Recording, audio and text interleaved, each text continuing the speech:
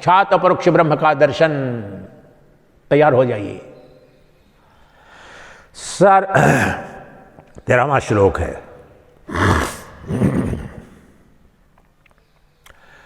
सर्वतः पाणिपादं तत्सर्वतोक्षे शिरोमुखं सर्वतः श्रोतिमल्लोके सर्वमावृत्य तिष्ठति। सर्वमावृत्य तिष्ठति। सर्वमावृत्य तिष्ठति। सरल भावार्थ, उस ज्ञेय का, उस अर्थात उस ब्रह्म का, अर्थात परब्रह्म परमात्मा का सर्वतः पाणिपादम तत्, चारों ओर उसके हाथ हैं, सर्वत्र उसके पांव हैं, सर्वत्र उसकी आंखें हैं, सर्वत्र उसके कान हैं, सर्वत्र उसके उनके मुख हैं। सर्वतः पाणिपादम तत् सर्वतोक्षे शिरोमुखम, सर्वतः कान है, सर्वतः आंख है, सर्वतः श्रुतिमल्लोके सर्वमरावित्य। कैसे? क्यों? क्योंकि ब्रह्मांड के कण कण को परिपूरित करके, आपूरित करके, व्याप्त करके वह सच्चिदानंद घन ब्रह्म स्थित है सब में, सब पर, सर्वत्र।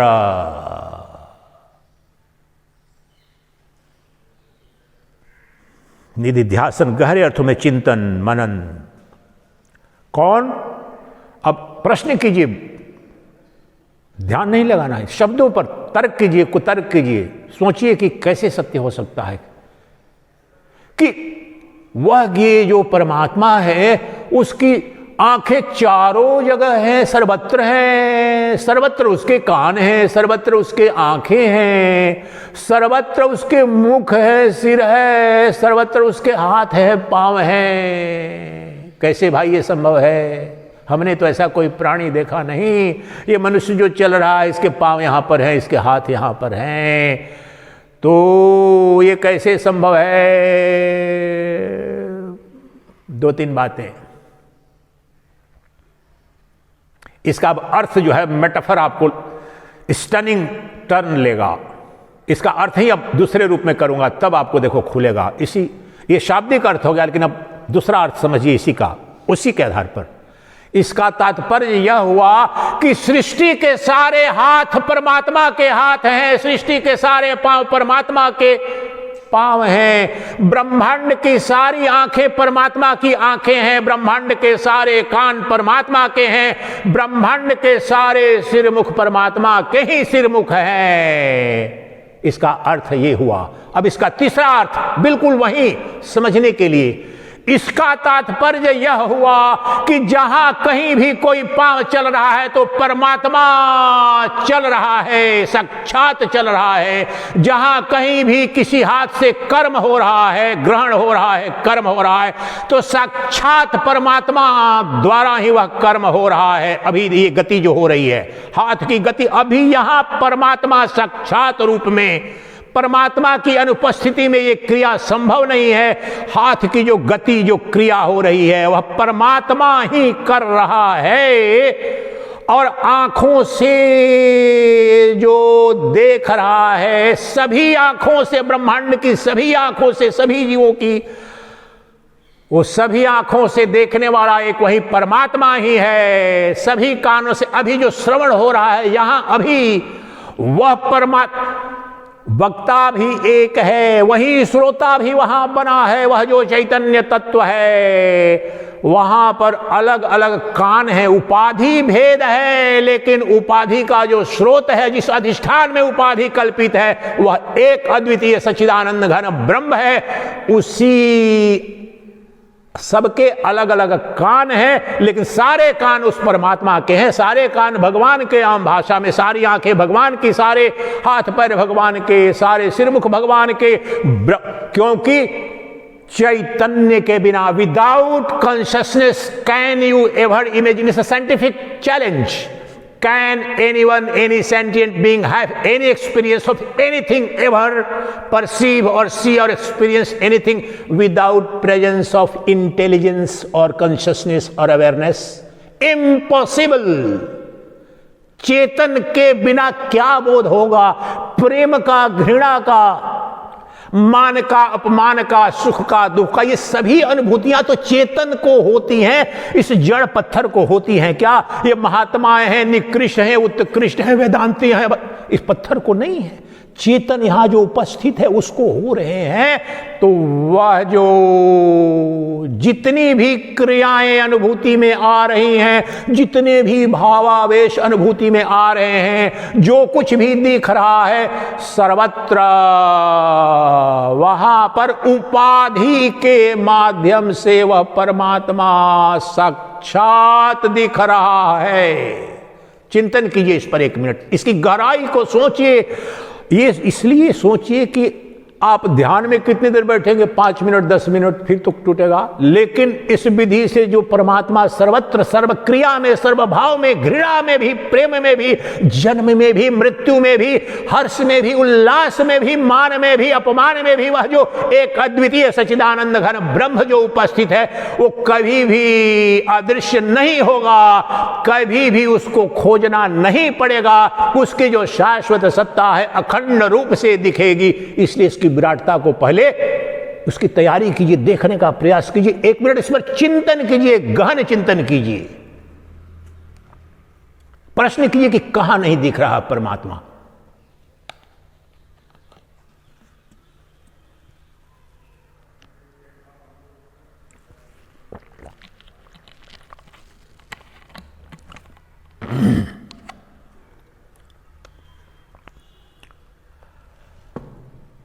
वह जो ज्ञेय है, जिसे जानकर अमरत्व को प्राप्त हो जाते हैं, मोक्ष और मुक्ति को उपलब्ध हो जाते हैं, वह जो परब्रह्म परमात्मा है, ठीक है कि वह असंग है, वह निर्गुण है, निराकार है, अक्रिय है। लेकिन अब जो अंतिम निष्पत्ति निकलती है कि उपाधि को आरोपित किया, बोल रहे हो कि परमात्मा निष्क्रिय है, लेकिन हाथ से जो कर्म हो रहे हैं परमात्मा के द्वारा ही हो रहे हैं, पांव से चल रहा है परमात्मा, तो इस गुत्थी को सुलझाओ तो कर्ता हो गया। नहीं, अब अंतिम निष्पत्ति ये निकली कि समझाने के लिए आपको लग रहा था कि सत्ता है ही नहीं, तो वह चलता नहीं है, लेकिन उसकी अनुपस्थिति में चलने की क्रिया असंभव है, चलने की घटना प्रतीति मात्र है माया में, लेकिन माया की स्वतंत्र सत्ता से वह नहीं दिख रहा है। माया से तो चलता सा दिख रहा है, कार्य करता सा दिख रहा है, बोलता सा, श्रवण करता सा। माया अर्थात उपाधि, उपाधि अर्थात माया, माया कहीं अंग है, उपाधि। सारे शरीर माइक हैं। क्षेत्र और क्षेत्र विभाग, ये सारे शरीर, तो क्षेत्रज्ञ में कल्पित क्षेत्र आरोपित किया, सुपर इंपोजिशन एंड निगेशन, अध्यारोप अपवाद का मेथड है, अनादिकाल से वैदिक सबसे प्रमाणिक, विस्तृत, कठिन मेथड है। अध्यारोप अपवादाभ्याम प्रवंचना नाम प्रवच्यते। उपनिषदों का उद्घोष है। परमात्मा का बोध कैसे होगा, यह श्लोक बताया, सूत्र है। वह जो निर्गुण निराकार जो ब्रह्म है, जो निर्गुण है, अशक्त है, जो वाणी का विषय नहीं है, वह अध्यारोप अपवादाभ्याम प्रपंचानाम प्रपच्यते। जो अप्रपंच है, जो कभी भी प्रपंच का विषय नहीं बनता है, उस परमात्मा को बताने के लिए अध्यारोप अपवाद की विधि का प्रयोग किया जाता है। उस परमात्मा के साक्षात दर्शन करने की सबसे प्रमाणिक विधि है वेदांत दर्शन में। और अब दिखाओ उस परमात्मा को। परमात्मा स्वतः निष्क्रिय है, लेकिन सृष्टि में जहां कहीं भी जो कोई भी क्रिया हो रही है, परमात्मा वहां उपस्थित है। The God is never acting but by मियर presence of pure intelligence everything happens. परमात्मा करता नहीं है, लेकिन परमात्मा जो चैतन्य सत्ता है, सच्चिद आनंद स्वरूप है, उसकी अनुपस्थिति में न कोई कर्म है, न कोई अस्तित्व है, न कोई सत है, न कोई बोध है। बोध भी नहीं, वो तो मूल रूप में बोध स्वरूप है। अभी जो शब्द कह रहा हूं अर्थ निकाल पा रहे हो कैसे? ब्रह्म की उपस्थिति में, चैतन्य प्रकाश में तुम्हारी बुद्धि, तुम्हारा जो कान है मेरे शब्दों को सुन रहा है, उस इंद्रिय को प्रकाशित कौन कर रहा है? वो चैतन्य सत्ता। मन को भी प्रकाशित कर रहा है, बुद्धि को भी प्रकाशित कर रहा है, और वह चैतन्य उपस्थित है। तो जो दिख रहा है कर्म करता हुआ, वास्तव में तो ब्रह्म नहीं है, उसकी माया की शक्ति है, लेकिन वहां पर साक्षात ब्रह्म उपलब्ध है, अभी और यहीं। उसको निगेट करो, अब उस उपाधि को हटा दो, वहां नित्य निर्गुण निराकार ब्रह्म उपस्थित है। ये उपाधि, हाथ की उपाधि, इसके कर्म हो रहे हैं, ये क्रिया ब्रह्म में ही हो रही है, ब्रह्म से ही हो रही है, ब्रह्म पर ही हो रही है, तो ब्रह्म तो करता नहीं है। तो इस उपाधि को हटा लो तो ब्रह्म है सतचित आनंद तीनों रूपों में। यहां पर चेतन है, चैतन्य सत्ता। ये मृत्यु को उपलब्ध जो हो जाएगा, ये शरीर भी जहां पर ये क्रिया तो नहीं कर पाता है वह।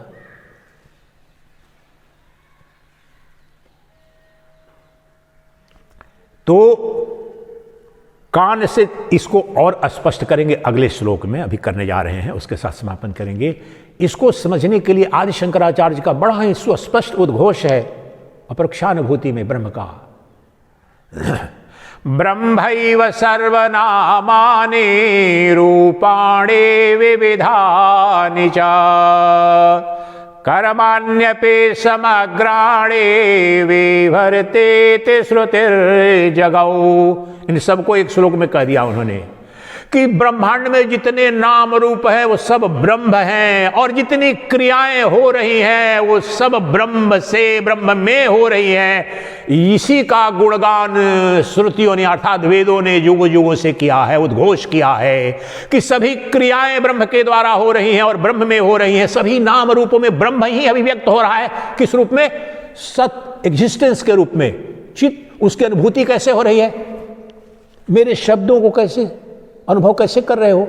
अंग्रेजी बोल रहा है या बाबा, या संस्कृत बोल रहा है या हिंदी बोल रहा है, जानने वाली सत्ता ब्रह्म है। अभी जो बुद्धि जानती है, निर्णय कर रही है, लेकिन बुद्धि का प्रकाशक जो अधिष्ठान है, ये बल्ब नहीं जल रहा है, ये फैन वास्तव में नहीं चलेगा। ऊर्जा उसकी क्या है? बिजली। वो जो चेतन सत्ता, ये उपाधि, ये उपकरण सारे के सारे हो गए, लेकिन मूल ऊर्जा वो बिजली है। मेरे गुरुदेव भी आधुनिक के उदाहरण देते थे सब लोग। जो मूल ऊर्जा वो चेतन सत्ता है, बिजली के बिना नहीं चलेगा कुछ भी। ये देखो, बिजली एक है, लेकिन इस उपकरण के लिए बीच में चला गया था, ये भी चल रहा है, ये लाइट भी चल रहा है, फैन भी चलता है, भिन्न अनंत काम करता है। तो ब्रह्म अनंत सत्य, वास्तव में ब्रह्म इस पत्थर के रूप में भी, जड़ के रूप में भी ब्रह्म ही सत्य के रूप में व्यक्त हुआ। एग्जिस्टेंस जो कुछ भी है वो ब्रह्म, समस्त नाम जड़ चेतन में ब्रह्म है, ब्रह्म ही है, और समस्त क्रियाएं भी ब्रह्म में हो रही है। यही श्रुतियों का उद्घोष है, आदिशंकर कहते हैं, और यही यहां योगेश्वर कृष्ण कह रहे हैं। अब इसको और स्पष्ट, इतना स्पष्ट क्रांतिकारी मैं सो नहीं पाया जब पहली बार इसका बोध हुआ, और सारे भाष्यों में नहीं मिलता है। गीता प्रेस वाले में तो बड़ा मुश्किल पड़ जाएगा अधिकांश में। ये सबसे क्रांतिकारी श्लोक है, 14वां श्लोक है, साक्षात ब्रह्म का दर्शन, और इसको स्पष्ट करेंगे।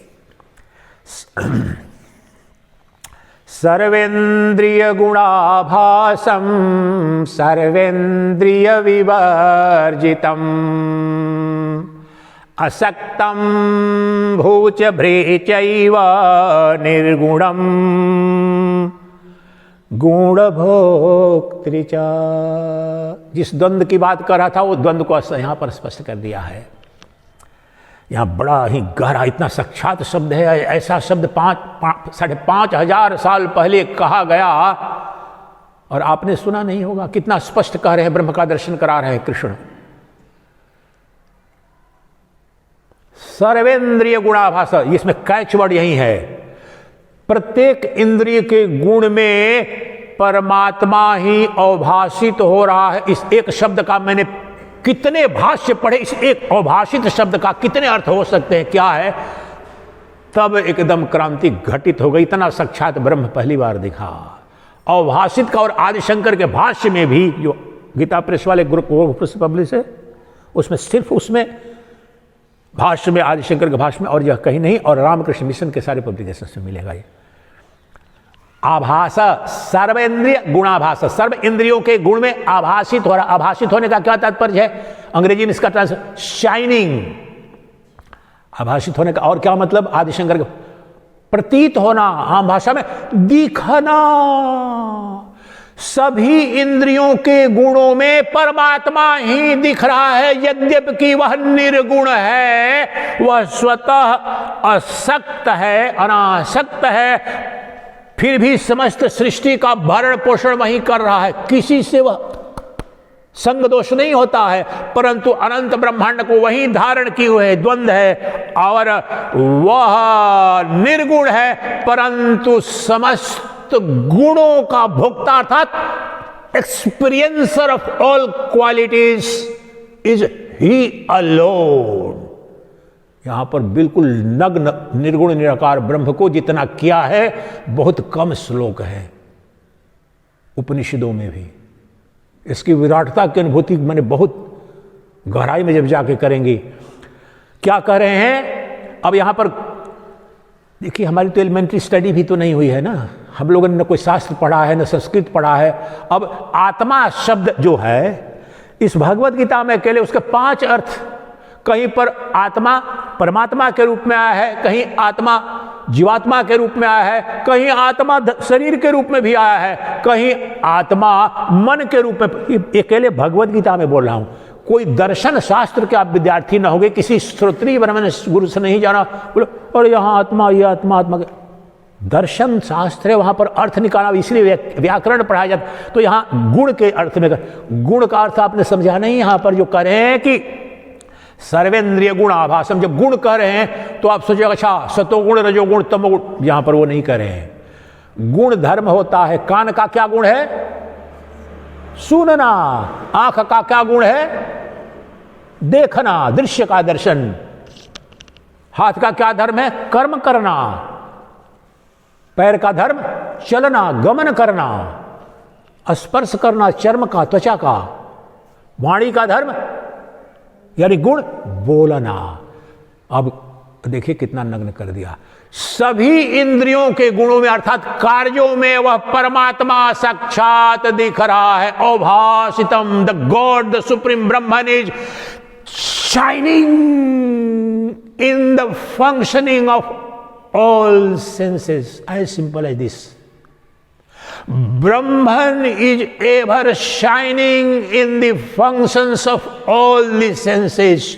वो चाहे पंच कर्मेंद्रियां हो, चाहे पंच ज्ञानेंद्रियां हो, चाहे इन तीनों की जो अंतः इंद्रिय जो मन बुद्धि हो, बुद्धि दृढ़ निश्चय करती है, निश्चयात्मिका डिटर्मिनेंट फैकल्टी, या मन संकल्प विकल्प शंका कामना, ये सब के सब में जो गति, मेरे अंदर कामना उठ रही है, मैं दुखी हो रहा हूं, सुखी हो रहा हूं, जो कुछ भी हो रहा है, ब्रह्म की अनुपस्थिति में ये कोई अनुभूति नहीं होगी।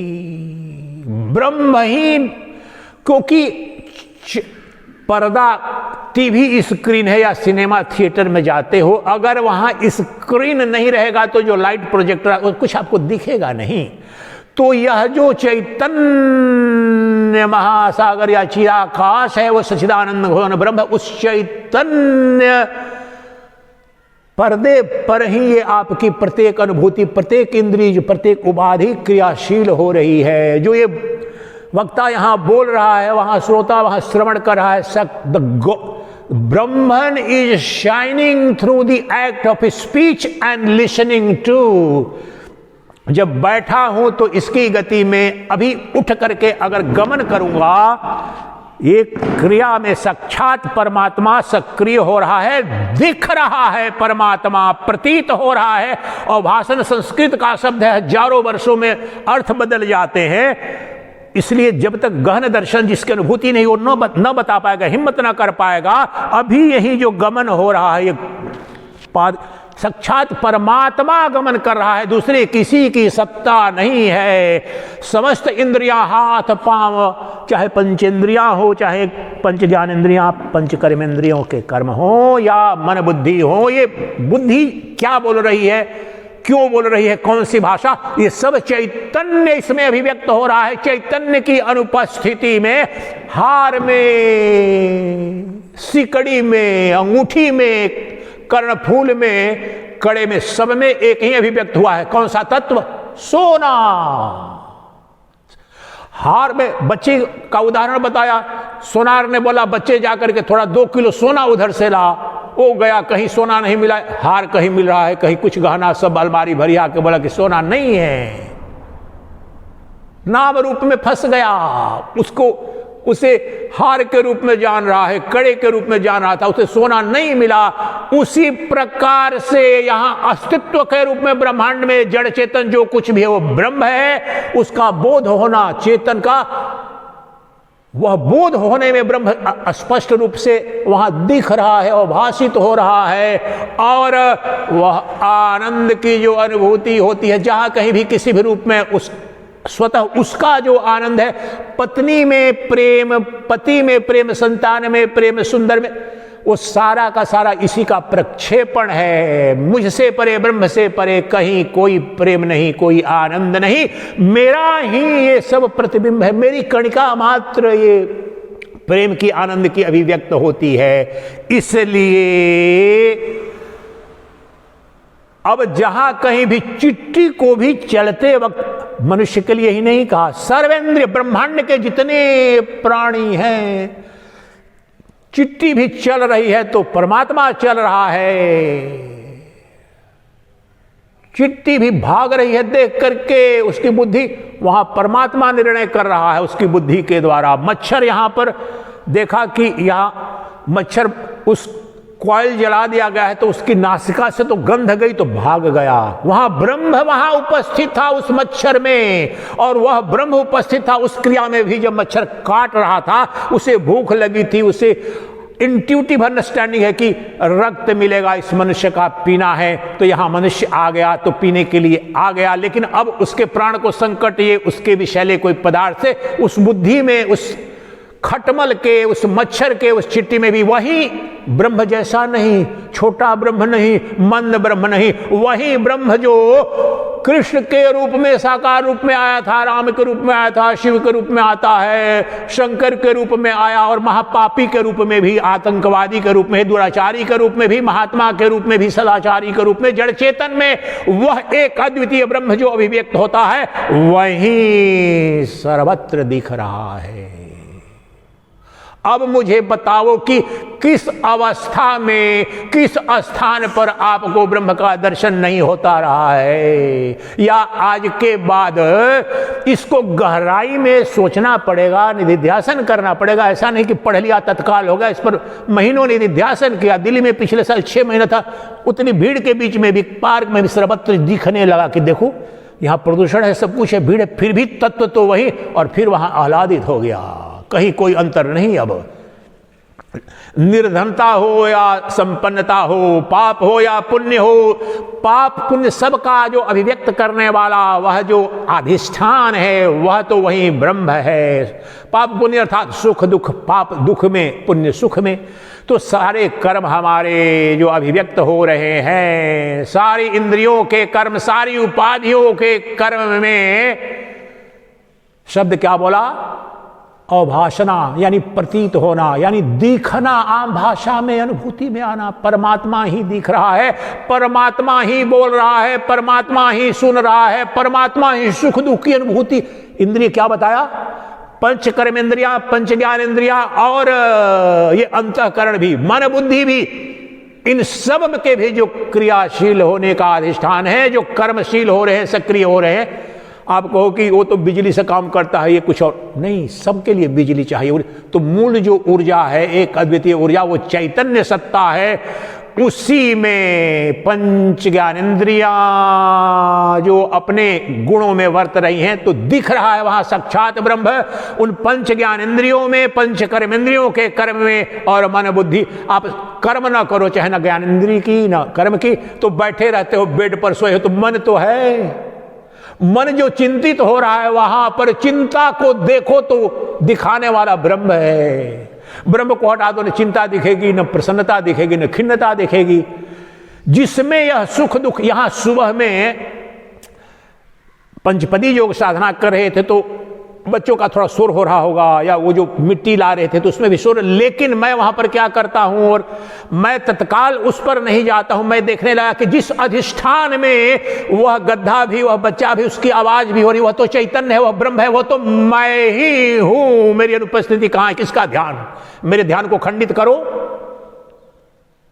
घंटी बजा दो। प्रारंभिक अवस्था में सब अब ठीक है, पीसफुल होना चाहिए, लेकिन मैं उससे बाहर हूं और वेदांत दर्शन उससे परे है। शोर में, शांति में, वन में, घर में, पति में, पत्नी में, दोस्त में, दुश्मन में, जड़ में, चेतन में, खुली आंख से, बंद आंख से, तो मुझे अब बताओ कि मेरे चैतन्य का कहां अभाव है? मुझे चुनौती देता हूं, उसकी अनुपस्थिति तो दिखाओ। मुझे कब ब्रह्म नहीं दिख रहा है? तुम्हें कब ब्रह्म का बोध नहीं हो रहा है?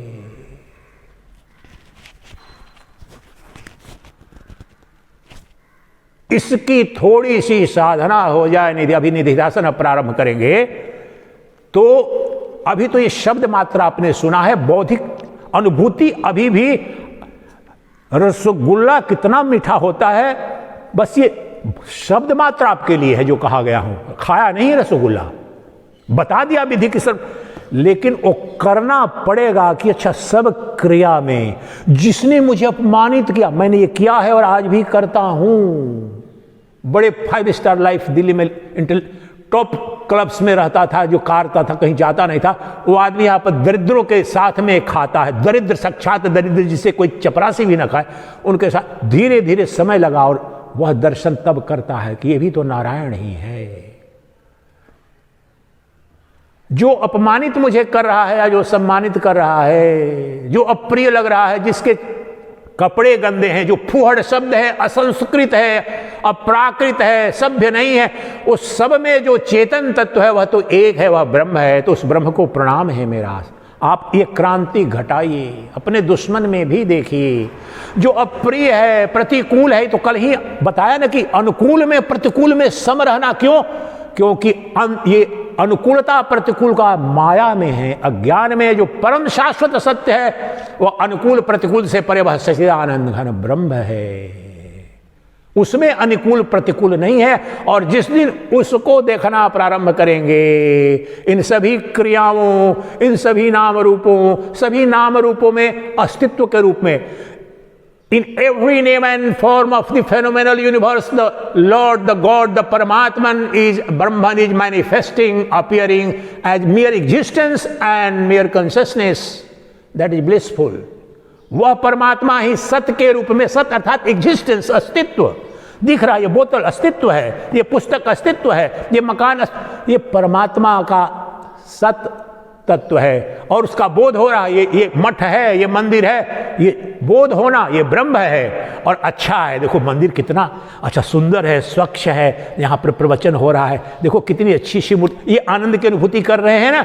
ब्रह्म ही वह आनंद की अनुभूति में भी वह ब्रह्म ही है, अभिव्यक्त हो रहा है। नाम रूप को फिर तात्विक अर्थ में नाम रूप को हटा दोगे तो सच्चिदानंद नहीं बच जाएगा। सर्वत्र सृष्टि के समस्त नाम, पापात्मा से पापात्मा या पुण्यात्मा से पुण्य, उसका अध्यारोप अपवाद, वही अपवाद, वही नाम रूप का अपवाद कर दो, तो सृष्टि के सर्वत्र कर्म में और अस्तित्व में सच्चिदानंद घन ब्रह्म का नग्न दर्शन करो। निर्गुण निराकार ब्रह्म का, जो निर्गुण निराकार है वहीं सगुण साकार बन रहा है, दो नहीं है। मूल रूप से जो शाश्वत अपरिवर्तनशील सत्ता है वह निर्गुण निराकार है। मिट्टी तत्व है, उसका कोई आकार नहीं, लेकिन मिट्टी ही घड़े बन रही है, दिया बन रही है, चुक्कड़ बन रही है, जितने भी घट मठ वो मिट्टी बन रही है। घट तो अक्षय है, सोना अक्षय है, अपरिवर्तनशील है, लेकिन उसके उपाधि बना दो, हार सिंगड़ी नाम। इसी तरह से जितने नाम रूप हैं उनका निषेध करो तो सच्चिदानंद घन ब्रह्म का साक्षात अपरोक्ष दर्शन हो रहा है। तुम्हारे अंदर भी, तुम्हारे बाहर भी, तुम्हारे नीचे भी, तुम्हारे ऊपर भी, तुम्हारे दाएं भी, तुम्हारे बाएं भी, परमात्मा के सिवाय कोई है ही नहीं। ब्रह्मैवेदं सर्वम्, आत्मैवेदं सर्वम्। इसी पर निधिध्यासन करेंगे।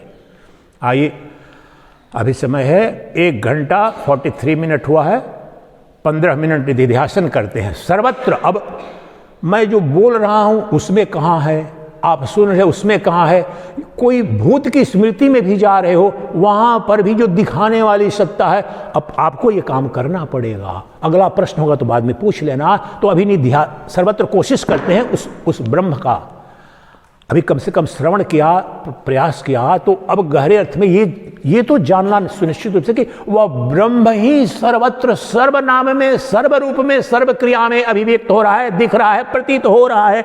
दिक्कत हो तो कुर्सी पर बैठ जाओ, कोई दिक्कत नहीं है, कुर्सी को खींच लो वहां पर। तो वह जो परमात्मा है, वह परमात्मा सर्वत्र अभिव्यक्त हो रहा है। वहीं पर जहां बैठे थे वहां पर करो, उसके पीछे वह परमात्मा सब क्रिया में, सब नाम में, सब रूप में अभिव्यक्त हो रहा है। इसलिए ब्रह्मैवे, यही तो है मंत्र वेद का, ब्रह्मैवे, सबको ब्रह्म ही जानो, सब में, सब नाम में, सब रूप में, सब प्रतीति में, सब अनुभूति में, सब अनुभव में, सब क्रिया में। ब्रह्मैवेदं सर्वम आत्मैवेदं सर्वम, सबको आत्मा ही जानो, सबको ब्रह्म ही जानो, शब्द के परे तत्व एक ही है। इसका अनुसंधान करते हैं। अब बीच बीच में मैं इस तरह के कोई शब्द बोलता रहूंगा, आप अपने अंदर जाइए और सीमित न करें अपने अंदर, यहां पर खुल करके खुली आंख से भी अनुभूति करें कि ब्रह्मांड मेरी सत्ता कहां नहीं है। क्या सूर्य मेरी चेतना के अनुपस्थिति में सूर्य की सत्ता है क्या, सितारों की सत्ता है क्या, ये कराऊंगा। आप आंख बंद कीजिए और चिंतन कीजिए जिन विषयों पर मैंने कि सर्वत्र जो ब्रह्म ही अभिव्यक्त हो रहा है, उसका दर्शन करने का प्रारंभ करें। बीच बीच में गाइड करूंगा, 15 मिनट करेंगे।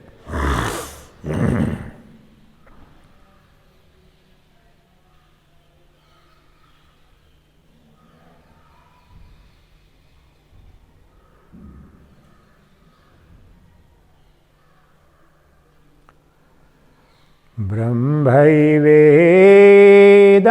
सर्वम्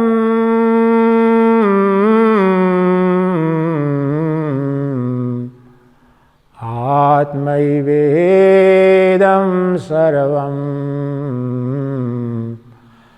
आत्मैवेदं सर्वम्।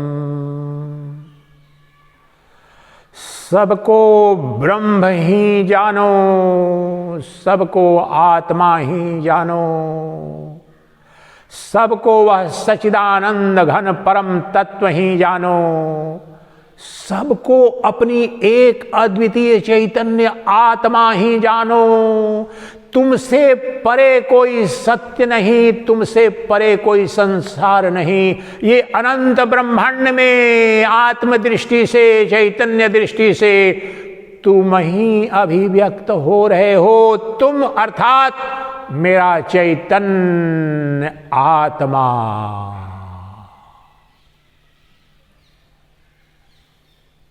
फर्स्ट पर्सन, गॉड इज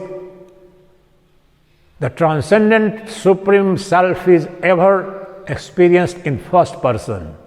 अपने पर, अहम पर आ जाओ। मैं देखो, वह जो तुम्हारा मैं है, जो नित्य दृष्टा है, साक्षी चेतन है, अपने मैं के अंदर देखो कहाँ आकार है। जो कुछ भी बताया अभी अनुभव करेंगे। जो परब्रह्म परमात्मा है वो मेरी आत्मा के रूप में, अर्थात जो देखने अनुभूति करने वाली जो सत्ता है उसके रूप में वो मैं हूं। और अब मैं ही ये अनंत पंचभूतों से रचित जो प्रपंच है, जगत है, क्या ये जगत मुझसे परे है, मुझसे भिन्न है, मुझसे अलग है? सितारे कितने लाखों करोड़ों लाइट ईयर्स दूर हैं, बोलते हैं वैज्ञानिक। सूर्य कहाँ, चंद्रमा कहाँ, मंगल कहाँ, ये मुझसे दूर हैं, ये बताया जाता है, ऐसा लगता है। लेकिन मेरी चेतना की सीमा तो दिखाओ। मेरे शरीर की सीमा मुझे पता है, मेरी इंद्रियों की सीमा भी पता है। दिन में दोपहरी में सूर्य को तो देखता हूँ, लेकिन उसका आयतन कितना बड़ा है, फिर भी छोटा दिखता है। इसलिए सीमा तो है, परंतु मेरी चैतन्य सत्ता की सीमा तो दिखाओ। मेरी चेतन सत्ता के बाहर में सूर्य है का अस्तित्व है क्या? मेरी चेतन सत्ता का तात्पर्य है मैं, मेरा अंतिम परिचय। अज्ञान की अवस्था है, संवाद हो रहा है, इसलिए बोलना पड़ा है मेरी चेतन सत्ता, मेरी आत्मा, लेकिन मूल रूप में मेरा मैं, मेरा शुद्ध मैं, मेरा शोधित मैं, मेरा आत्यंतिक मैं, मेरा सच्चिदानंद घन ब्रह्म स्वरूप मैं, इससे परे सृष्टि का एक कण तो दिखाओ। मंगल मेरी चेतना में, बुद्ध मेरी चेतना में, सोम मेरी चेतना में, सूर्य मेरी चेतना में, तारे सितारे अनंत लोक मेरी चेतना में, अमेरिका, यूरोप, अफ्रीका मेरी चेतना में, मुस्लिम, क्रिश्चियन, नास्तिक, आस्तिक, हिंदू, नारी, पुरुष, जड़ चेतन, इसमें से कोई भी मेरी चेतना से परे है क्या? अभी दिखाओ, हिम्मत है तो दिखाओ कि मेरी चेतना को सीमित, तुम अज्ञान के कारण मुझे भ्रम हो गया था। मेरी इंद्रियां जो उपाधि हैं, जो जड़ है, जो सीमित है, जो देश काल वस्तु अपरिच्छिन्न है, उनके धर्म को मैंने अपनी आत्मा पर, अपनी चेतन पर आरोपित कर लिया था और दरिद्र हो गया था, युग युग से भटक रहा था। अब श्रोत्रिय ब्रह्मनिष्ठ गुरु की शरणागति हुई, विधिवत श्रवण मनन निधि ध्यासन किया, पता चला जन्म मृत्यु इस उपाधि के हैं। ये शरीर इंद्रिय रूपी जो पिंड है, मन बुद्धि के हैं, सूक्ष्म शरीर, कारण शरीर, स्थूल शरीर के सुख दुख है, मान अपमान है, आवागमन है, जन्म मृत्यु है। मैं कालों का महाकाल, देवों का महादेव, समस्त जन्म मृत्यु मेरी गोद में खेलती है। वह चेतन तत्व है, वह शुद्ध चैतन्य ही महाशिव है, सदा शिव है, शांतम स्वरूपम शिव है, वही सच्चिदानंद घन कृष्ण है, वही भगवान राम है। ब्रह्मेति परमात्मेति भगवानेति शब्दतः। अन्य अन्य नामों से जाने वाली, जो भिन्न नामों से जाने वाली, वह एक सत्ता, वह एक तत्व, वही मेरा शुद्ध शोधित मैं।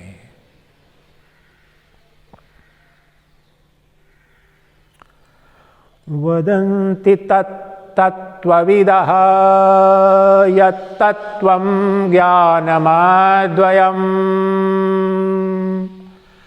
ब्रह्मेति परमात्मेति भगवानेति शब्दितः। ये श्रीमद् भागवत महापुराण का श्लोक है। चुनौती दे रहा हूं, ये जो तथा द्वैतवादी हैं, भक्ति मार्गी हैं, इस परिभाषा, परमात्मा की परिभाषा, ये भक्ति मार्ग का सर्वमान्य श्रेष्ठतम जो ग्रंथ है वह भागवत पुराण है। और शुकदेव ने ब्रह्म की, भगवान की क्या परिभाषा की? वही परिभाषा जो मैंने बताया, जो भगवान कृष्ण बता रहे हैं। क्या बोल रहे हैं? वदन्ति यत्तत्त्वविदः यत्तत्त्वं ज्ञानमद्वयम्।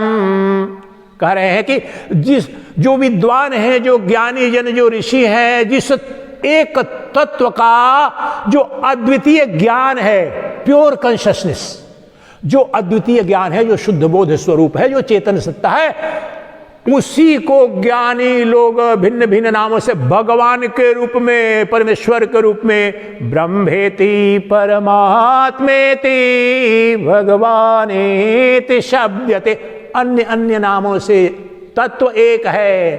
पानी इस बोतल के अंदर है, वो तत्व एक है, लेकिन इसे कहो नीर कहो, पेय कहो, पानी कहो, वाटर कहो, हजार दुनिया की जितनी भाषाएं हैं अलग अलग नाम हैं। हिंदी में भी इसके कई नाम हैं, लेकिन तत्व एक है। वह जो निर्गुण निराकार, जो परम तत्व है, चरम सत्य है। श्रीमद् भागवतम की परिभाषा बताया, उसकी क्या बताया?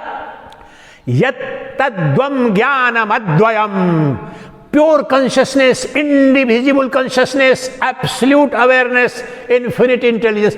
ये अलग अलग शब्द प्रयोग कर रहा हूं। तत्व एक है, that which can never be divided. वह चैतन्य सत्ता, वह मेरी आत्म सत्ता, वह मेरा मैं। मेरे चैतन्य के अधिष्ठान में ही तो मैं बोल रहा हूं, मैं सुन रहा हूं, मैं सो रहा हूं, जग रहा हूं, दुखी हो रहा हूं, सुखी हो रहा हूं, ज्ञान अज्ञान की ये सारी अनुभूतियां, वह एक अद्वैत ज्ञान। बताओ मुझसे भिन्न कहां?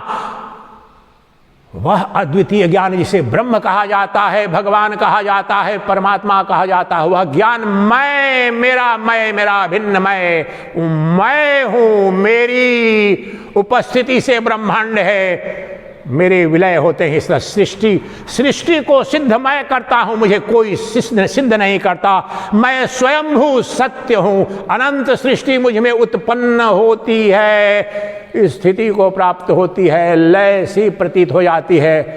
मेरा न जन्म न मृत्यु, क्योंकि मैं वह सच्चित आनंद एक अद्वितीय, जो भागवतम की श्रेष्ठ भक्ति ग्रंथ की जो सर्वमान्य परिभाषा है, उसके अनुसार भी देखो तत्व तो क्या बताया, वहां कहां से क्या चले गए। वह जो यत्तद्वम ज्ञानम अद्वयम, अद्वय ज्ञान का तात्पर्य प्योर कॉन्शियसनेस, इंडिविजुअल कॉन्शियसनेस, जो ज्ञाता ज्ञेय ज्ञान की त्रिपुटी से मुक्त है, वही चेतन है, प्योर कॉन्शियसनेस। वो कौन है? मेरे देह उपाधि, इंद्रिय उपाधि से तदात्म विच्छेद करने के पश्चात मैं हुआ, मेरा मैं, वह तत्व कोई और नहीं, वह ब्रह्म कोई और नहीं। जब अभी तक तो कह रहा था कि भगवान ही देख रहा है, आत्मा ही देख रही है, परमात्मा ही देख रही है, अब अंतिम विस्फोट और अंतिम बाधा हट जाएगी। वह परमात्मा जिसकी आंखें सर्वत्र हैं, पांव सर्वत्र हैं, बांह सर्वत्र हैं, सर्वत्र चल रहा है, कान सर्वत्र है, शिरो, वह परमात्मा कोई और नहीं, वह परमात्मा मैं हूं। मेरे ये हो जाएगा जो अंतिम दिन बताना था, चलो प्रारंभ आज ही से कर, ये हो गया साक्षात अपरोक्ष ब्रह्म दर्शन। वह तत्व, वह चेतन सत्ता जिसमें ये अनंत माया और माइक उपस्थिति से ये क्रियाएं दिख रही हैं, नाम दिख रहे हैं, वह मेरा शुद्ध मैं। मेरे सवाए ब्रह्मांड में किसी की देखने, जानने, सुनने की सत्ता है तो दिखाओ। Never ever in the history of the mankind और phenomenal universe ever anything can be experience in second person. Every experience happens in first person. इसको समझे, गहरा दर्शन है, क्रांति घट जाएगी। दूसरे की भी अनुभूति मैं कर, वो सुखी है, दुखी है, पापी है, पुण्यात्मा है, मेरा मित्र है, शत्रु, इसका निर्णय, इसका चिंतन, ये देखने की क्रिया मेरे मैं में घटती है। समस्त अनुभूति, समस्त अस्तित्व प्रथम पर्सन, चाहे मोक्ष हो, चाहे बंधन हो, चाहे ज्ञानी से मिलना, चाहे अज्ञान, ये सब कुछ मेरे अधिष्ठान में, मेरी अनुपस्थिति में ब्रह्मांड में कोई अस्तित्व नहीं, कोई अनुभूति नहीं, कुछ भी नहीं। इसलिए मैं वह सच्चिदानंद घन ब्रह्म स्वरूप जो चैतन्य सत्ता हूं, जो न देश से बाधित है, न काल से बाधित है, न किसी वस्तु विशेष तक सीमित है। मैं निरतिशय बृहत ब्रह्म हूं, मैं चैतन्य ब्रह्म हूं। ये अनंत सृष्टि मुझ में आती हैं, रहती हैं, जाती हैं, मैं कहीं न आता हूं, जाता हूं। समस्त देश, समस्त काल मुझ में कल्पित है। द्वापर मुझ में कल्पित था, त्रेता मुझ में कल्पना मात्र था, मुझ में वास्तव में न कभी सतयुग था, न द्वापर था, न त्रेता था। मांडुक्य कारिका का 7वां श्लोक जाकर उसका भाष्य पढ़िए। गौड़पादाचार्य का द्वैत वेदांत का प्रतिष्ठान मंत्र है। न कोई सृष्टि है, न कोई जीव है, न कोई जगत है। तत्व दृष्टि से देखोगे तो वह तत्व की सृष्टि का सृजन ही नहीं हुआ है, ये स्वप्न है, इसीलिए माइक है। इसीलिए कहते हैं ब्रह्म सत्यम जगन मिथ्या। जिस समय सोना हार बना है, सिकड़ी बना है, कड़ा बना है, अंगूठी बना है, उस समय भी वहां तत्व रूप से केवल सोना है। इसलिए अभी भी तथाकथित वेकिंग स्टेट में जिस जगत की अनुभूति हो रही है, पर्वत के रूप में, महासागर के रूप में, आकाश के रूप में, तारे सितारे, पशु पक्षी, ये सब की सब ब्रह्म की अभिव्यक्ति है, छाया है, प्रतिबिंब है। मूल रूप से इसका आधार मैं हूं, वह ब्रह्म मैं हूं। अपने पर आ जाओ, साक्षात अपरोक्ष। मेरी अनुपस्थिति में क्या कुछ भी अनुभूति संभव है? ब्रह्मांड का चाहे चिट्टी से लेकर ब्रह्मा तक सबकी प्रथम पुरुष, इसलिए संस्कृत व्याकरण में इसी के कारण फर्स्ट पर्सन को उत्तम पुरुष बोलते हैं, क्योंकि वो ब्रह्म है। इसका कारण है, गहरा कारण, किसी भी देश की किसी व्याकरण में फर्स्ट पर्सन को उत्तम पुरुष नहीं बोला है। उत्तम का तात्पर्य जो एकमात्र उत्तम पुरुष अर्थात परब्रह्म परमात्मा, वहां पर वो मैं के रूप में, मैं अब आ जाइए और गहन रूप में आ जाइए, उस ब्रह्म का दर्शन अपने।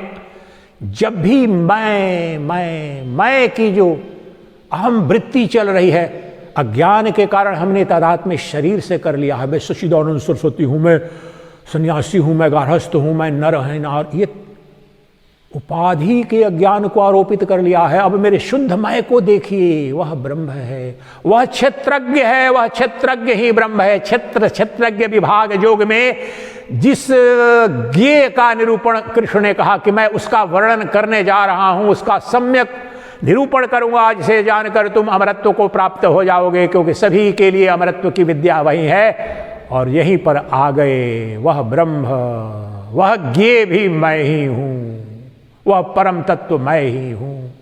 इस मेरा कभी जन्म नहीं, मेरी कभी मृत्यु नहीं। सृष्टि के समस्त धर्म, उपाधि, कर्म, ये सब मुझ में स्वप्नवत दिख रहे हैं, प्रतीति मात्र हैं, मियर अपीयरेंस। मुझसे अलग, मुझसे भिन्न किसी की कोई सत्ता नहीं। मैं एकमात्र सद वस्तु हूं। मैं I consciousness, ever shining I consciousness in its purest form is Brahman right now right here.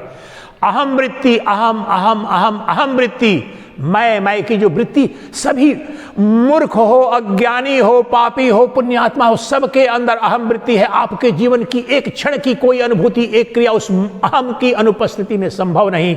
वह अहम ही जब इस देह तादात्म्य से उसका तादात्म्य उच्छेदन कर दो, वही ब्रह्म है, वही क्षेत्रज्ञ है, वह नित्य मुक्त है। उसमें कोई न रोग है, न जन्म है, न मृत्यु है, न व्याधि है, क्योंकि वह असंग तत्व है। अपने उस चेतन को, अपने शुद्ध मय को देखो, मौन होकर 5 मिनट।